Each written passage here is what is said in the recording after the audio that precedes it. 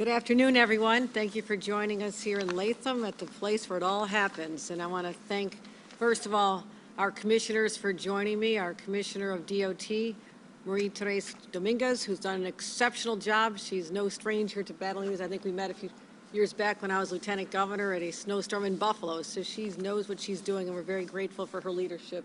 So thank you, Commissioner Dominguez.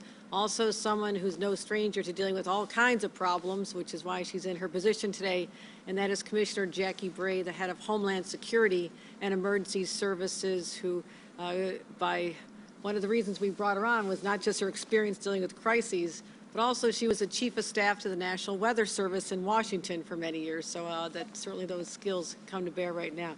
So let's talk about where we are as we anticipate some weather events. And I'm going to talk about the most important word for dealing with anything, whether you're dealing with COVID, you're dealing with weather, or you're dealing with even getting ready for a big football game like last night. It's all about being prepared.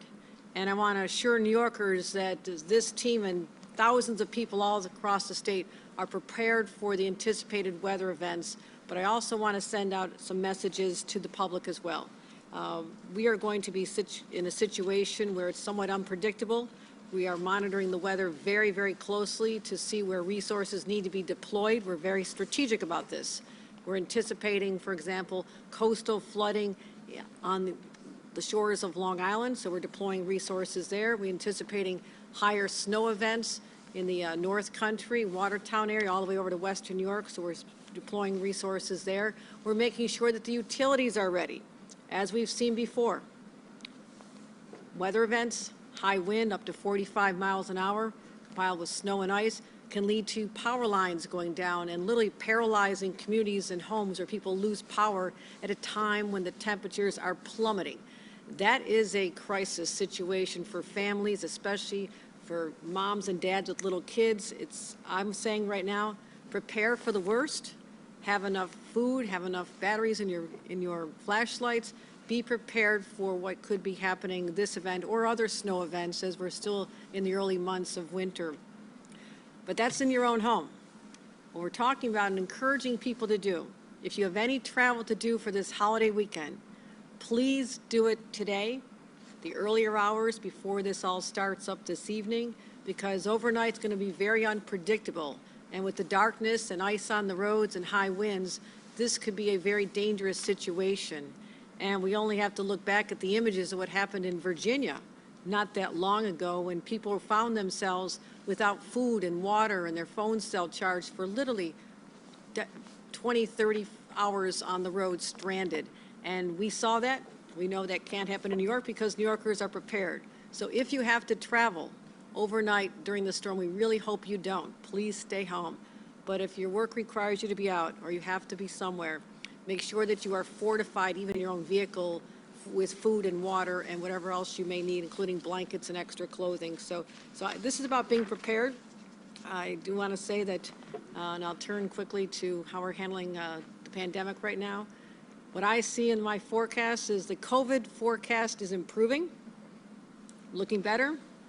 The COVID clouds are parting, but the weather forecast is deteriorating. So that's the situation we have. And I want to talk about very briefly our COVID numbers, and we have seen a major decline in what we're experiencing here. I watch these numbers like a hawk. I know how many people are vaccinated. I know how many people are getting tests, and we had a significant number of people getting tests yesterday. We had over, almost 400,000 people tested. And with that, we have a positivity rate of about 13% statewide. That is a dramatic improvement over our statewide average just a couple weeks ago of 23%. So what a decline we've seen. But I encourage everyone, it depends on your own state, your own circumstances. Upstate is still lagging behind what we saw in New York City. New York City numbers are going down, hospitalizations are going down. But right here in Albany, the numbers are still high. In upstate New York, they're still high. So the lagging indicator will be the hospitalizations and sadly more people dying in a couple of days, weeks. But overall, the prognosis, the forecast for COVID is much brighter than it had been before, and that is very positive news as our hospitalizations continue to go down as well. So continue to do what we've been asking you to do.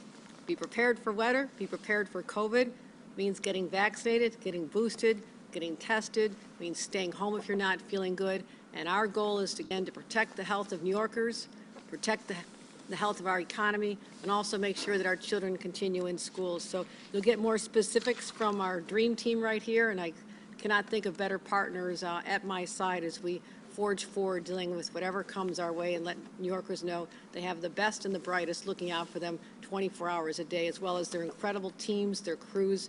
These are the hardest working men and women across the state of New York because they are on call. They're the ones, when people are hunkering down in the safety of their homes, they're out on the roads. It is dangerous for them as well, and they always show up. And I want to thank the men and women of the DOT, the Department of Homeland Security and Emergency Services, and the countless others, the Thruway Authority teams, our MTA workers, everybody who shows up when we need them the most. And as the leader of the state, I'm grateful for their public service, as all New Yorkers should be. So let me open up to Commissioner Jackie Brave and give a little more insight into the weather, the forecast, and what we're anticipating over the next 24 hours. Commissioner Brave.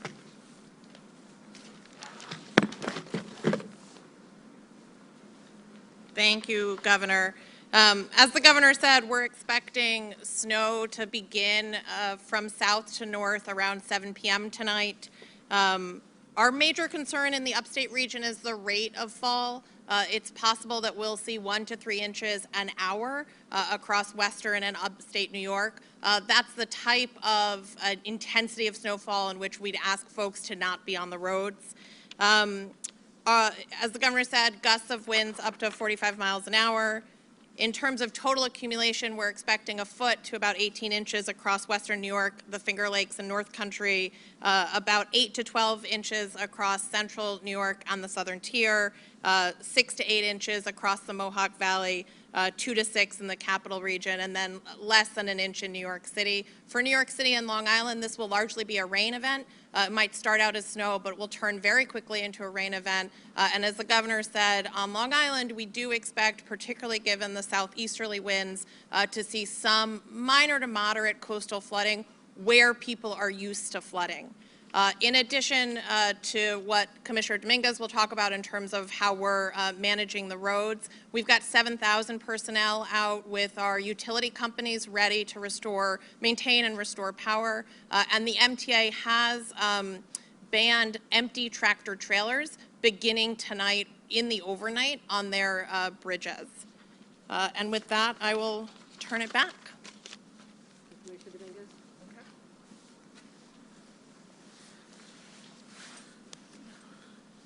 Good morning, Governor. So the Department of Transportation has been closely monitoring the situation with regard to this snow and ice event across the state, and we're prepared to respond with more than 3,400 operators and supervisors statewide. And we're really here to help our fellow New Yorkers make sure that we get through this storm together safely.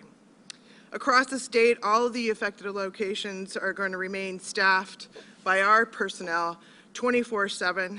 We're going to have operations running around the clock for this event, whether that's making sure that our equipment is prepared, our mechanics are in place, working around the clock to make sure that the equipment is there, ready, and operating across the state. Our DOT staff is also equipped to deal with any kind of weather that comes our way. And I know that along with our Thruway teams, we've got statewide approximately 4,081 operations personnel ready for this event. We've got about 2,177 plows that will be deployed and about 389 loaders, plus tow plows and other snow equipment that we need. The capital region, obviously, we've got our equipment here. You've got a good taste of that. In this location, our crews are dedicated. They very much take pride in the work that they do. We truly do have an elite snow fighting force here in the state of New York, and really are looking forward to this event and making sure that we keep people safe, make sure that the roads stay safe and open. Really is our top priority to make sure that emergency vehicles and the like can get through. Snow operations is really the core of our mission, and we want to make sure that a maximum effort is put forward for this event. So we've really strategically, as the Governor alluded to, made sure that we deploy resources in parts of the state that we're going to see the heaviest snowfalls. So we're adjusting our personnel across the state to meet that demand. Our plow operators, as I said, are going to work around the clock. A couple of quick safety messages for folks. I just want to remind motorists, drive slowly. Please, drive slowly. Our plows are going about 35 miles an hour, and it takes between 1 and 2 hours for a snowplow to actually complete the entire beat that they're responsible for before it actually gets back to its original point and destination. So if you see a plow in front of you on the roadway, please, please acknowledge that the plow is very large. It's there for your safety. Don't try and go around the plow. It is a hazardous condition if you should try and do so. That's why we tell motorists it's really wise not to pass a plow. Keep your distance, be safe, don't crowd the plow. And check 511 if you're going to be out and about today, as the governor referred. Please get out early if you have to do anything on the roadways. Otherwise, we encourage you to stay off the roadways starting this evening. Our variable messaging signs across the state will be giving motorists directions, safety messages, and the like. But again, please be safe and be careful, and DOT will do all we can to make sure the roads stay safe and open for everybody to use. Thank you. Thank you, Commissioners. And before I take a couple questions, point of personal privilege here, I do want to congratulate the Buffalo Bills for a stunning victory last night, and to the fans. It was just incredible to see the excitement in the crowds, and they never gave up. And so the 12th man and woman came through, or the 13th man and woman came through once again, and really showed that resilient spirit of Western New Yorkers, but the entire state is behind New York's team as we head into the continuation of the playoff season. So very good news. Also good news on the COVID front. The numbers are continuing to head down, but take it seriously. Upstate is still not out of the woods yet, but it's going to get there, and that is something we've been all looking forward to. And the weather, just be careful, be smart, and protect yourselves and your families, and let's do the right thing, get through this together. So any questions? I think we're probably good. All right. Thank you for coming out, everyone.